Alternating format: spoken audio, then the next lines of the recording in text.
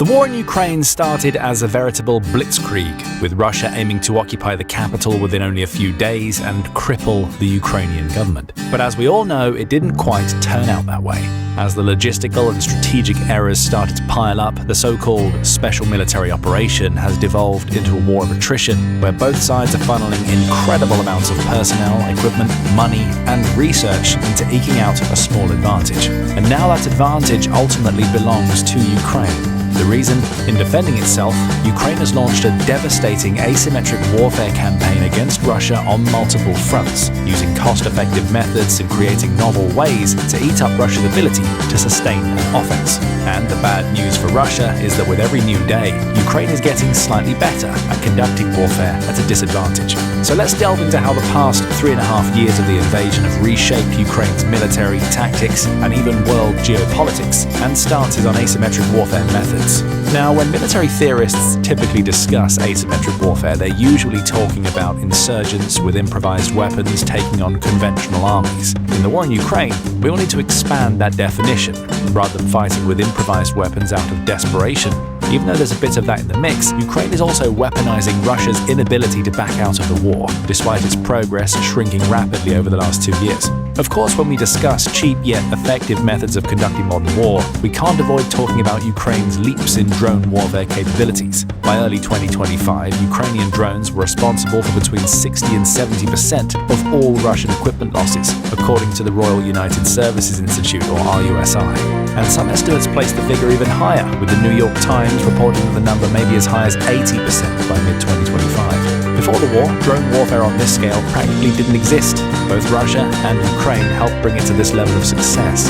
One of the key points of using drones, particularly cheap, modified, commercial drones, is the cost disparity between threat deployment and threat nullification.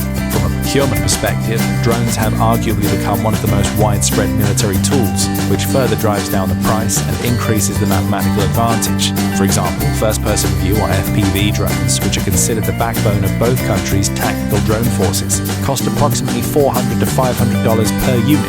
Even with some modification to attach ordnances or better gear, it's estimated that the most advanced models rarely go above 4-figure prices. Yet these cheap, expendable weapons are routinely destroying Russian tanks that cost between $1.5 million and $4 million each, or even artillery systems worth $5 million. A swarm of drones can completely nullify an advanced radar or nuclear-carrying bomber, which costs tens of millions with its loadout. The Operation Spiderweb, executed on June 1, 2025, showcased just how practical drones are. Ukraine used 117 FPV drones to strike 5 Russian air bases spanning 4,300 kilometers. The operation destroyed or damaged 41 aircraft, including Tu-95S and Tu-22M3 strategic bombers. The total cost for Ukraine was between $1,000 to $117,000 for the drones, plus operational support. But the value of the destroyed Russian aircraft, over $7 billion. That's a cost exchange ratio of approximately 1 to 58,000. For every dollar Ukraine spent, Russia lost $58,000 in irreplaceable strategic assets. And these are platforms that Russia would rely on to launch cruise missiles at Ukrainian cities or bombers that took years to build and can't be replaced, given current sanctions and manufacturing constraints. But the drone revolution extends far beyond destroying expensive equipment. It has rewritten the psychological calculus of modern combat. Every Russian tank commander knows that a $400 drone, flown by basically a teenager with a gaming controller, can destroy their $3 million tank and end their crew's lives. Russian pilots flying near Ukrainian-controlled territory face air defense systems and drone swarms that make survival probability calculations look increasingly grim. In some sectors, like the recent battle for Dobropilya, reportedly out of every 10 Russian soldiers attempting to advance, only 1 survived long enough to surrender. This was accomplished by a sheer scaling of development and production capabilities on Ukraine's side. In 2022, Ukraine produced around 5,000 drones. By 2025, the nation expects production to exceed 4.5 million units annually, with plans to reach 10 million if funding and components remain available. This is a 3,750-fold increase in manufacturing capacity in just 3 years, a feat that would be impossible in traditional Western defense procurement systems where programs take decades to field. The secret to this explosive growth lies in Ukraine's radically decentralized production model. Hundreds of Ukrainian tech companies now work on unmanned systems, supported by a distributed network of suppliers ranging from major corporations to garage workshops. When one team discovers an improvement, such as a better explosive mechanism or a more efficient guidance system or a jamming countermeasure, that information spreads across the entire network within days through platforms like the Brave One information coordination system. This is then coupled with Ukraine using these drones to conduct increasingly efficient swarm strategies that aren't easily countered by contemporary methods. Swarms abuse the primary downside of traditional air defense systems, where an interceptor missile is launched at a high-value target such as a bomber or fighter jet from standoff range or into a ballistic missile during the last part of its course. But that assumes the target is a single entity worth millions of dollars that can be rendered inert in a single precise hit. Drone swarms are the exact opposite, made from cheap, interchangeable flying machines that just keep coming. Using an interceptor in that case is basically wasting it. Of course, drone swarms are much more susceptible to machine gun fire and traditional arms due to their being slower and flying at lower altitudes. But this is where the numbers advantage comes up again. The first few might be destroyed by electronic warfare or anti-aircraft fire. But if the 4th, 5th or 10th drone reaches its target, that's all that matters when drones cost $400 and tanks cost $4 million. In contrast, Russia operates behind a centralized, bureaucratic military-industrial complex. While Russian state media acknowledges that the military needs 120,000 additional engineers to keep pace, Ukraine's distributed model makes every workshop a potential innovation center. Ukrainian drones evolve faster than Russian countermeasures can adapt. They're developing fiber-optic guided drones that resist jamming, weeks after Russians debuted them on the field. AI-assisted systems allow for swarming capabilities that overwhelm defensive systems, and with development turnarounds measured in weeks, each iteration is more capable than the last. The naval drone warfare dimension is practically in the same boat, pun intended. Ukraine's Sea Baby drones cost approximately $200,000 to $300,000, depending on configuration. Programmers forced Russia's entire Black Sea fleet to retreat from its primary base in Sevastopol. Warships costing hundreds of millions of dollars need to hide in distant ports and are rendered combat ineffective by threats that cost less than a luxury car. To put things into perspective, Ukraine practically didn't have a navy at the start of the war, yet it managed to seize back control over its Black Sea shipping lanes and revitalize grain exports to pre-war levels. That's asymmetric warfare at its finest. And while drones are typically low altitude, which would preclude them from being effective against Russia's overwhelming air force numbers, Ukraine has managed to shore up its weaknesses in that regard as well. Thanks to timely donations from Western allies, Ukraine has managed to receive vital Patriot defensive systems and other supportive batteries, which dissuaded Russia from using its planes for long enough until more layered defenses could be set up. The result is that Russia, with roughly 1,400 combat aircraft at the war's onset, has been unable to use its airplanes in any meaningful way. Most aircraft are now devoted to lobbing mid-range glide bombs to stay out of harm's way, severely dampening Russia's ability to control the front. This forced Russia to rely on long-range or standoff weapons, but layered defenses and electronic jamming proved invaluable once again. The Center for Strategic and International Studies, or CSIS, compiled a report that suggested Ukrainian air defenses achieved an average intercept rate of above 85% against Russian missiles and drones. In pure numbers, between September 2022 and 2024 alone, Ukraine successfully defended against 11,500 Russian missiles. But Ukraine hasn't just defended its own airspace, it's also systematically dismantled Russia's air defense capabilities. Open-source intelligence group Oryx has visually confirmed the destruction of at least 17 S-400 launchers, 3 radars and 3 tractor vehicles since the war began. Each S-400 system costs approximately $500 million and requires years to replace. Ukraine destroyed them using drones and missiles worth a fraction of their value. Russia's response to this crisis is increasingly desperate, erratic, or even contradictory. Satellite imagery showed Russian Tu-95 strategic bombers at various bases covered with old tires, a makeshift defense against drone strikes. When that proved insufficient, Russia began painting their aircraft to try and make them blend into the background, essentially admitting it can't even spare actual tires for protecting $250 million worth of strategic bombers. Russia's tactics went from defensive to piss-poor in the span of a year, showing just how effective Ukraine's strategy is. The information warfare dimension adds another layer of asymmetry. Russia operates a massive state-controlled media apparatus, including RT, Sputnik, and domestic television networks that reach over 100 million people. Ukraine operates primarily through social media, transparency, and the credibility that comes from being the victim of unprovoked aggression. Yet Ukraine is winning decisively. Within days of the invasion, Ukrainian government social media accounts, President Volodymyr Zelensky's video addresses, and organic Ukrainian citizen content dominated global media channels. Images of Ukrainian farmers towing captured Russian tanks with tractors became viral symbols of asymmetric resistance. These weren't professionally produced propaganda campaigns. They were literally showing Ukrainian life on the front line and the country's ingenuity in trying to defend against a much larger enemy. And social media lapped it all up. With every successful defense, the Western communities rallied even more behind Ukraine. And when Ukraine managed to score some major wins on its own, such as invading Kursk in August 2024, NATO realized that it could donate much larger and substantial arsenals with the reassurance that they would be used to the best effect.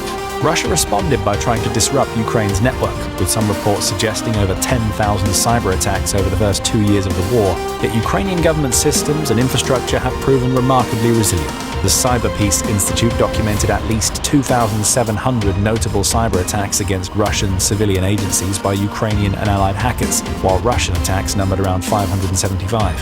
While Russia has technical sophistication and resources, Ukraine has motivation, Western technical assistance, and the moral high ground. Ukraine's information warfare strategy leverages asymmetry in another crucial way, exposing Russian failures to amplify the psychological and geopolitical impact of these losses. When Ukrainian officials detail successful strikes on Russian ammunition depots, oil refineries, or air bases, they're demonstrating to Russian citizens and soldiers that their government cannot protect even strategic assets deep inside Russian territory. Every successful long-range strike is both a direct hit on Russia's infrastructure, but also one on the information warfare front. Speaking of long-range strikes, Ukraine's campaign against targets deep inside Russia showcases just how much Ukraine has propelled its efforts and capabilities. Between 2022 and June 2025, Ukraine launched attacks on at least 300 major targets inside Russian territory, including ammunition depots, oil refineries, chemical plants, and strategic bases. The operational range expanded from attacks directly on border regions to a few hundred miles out.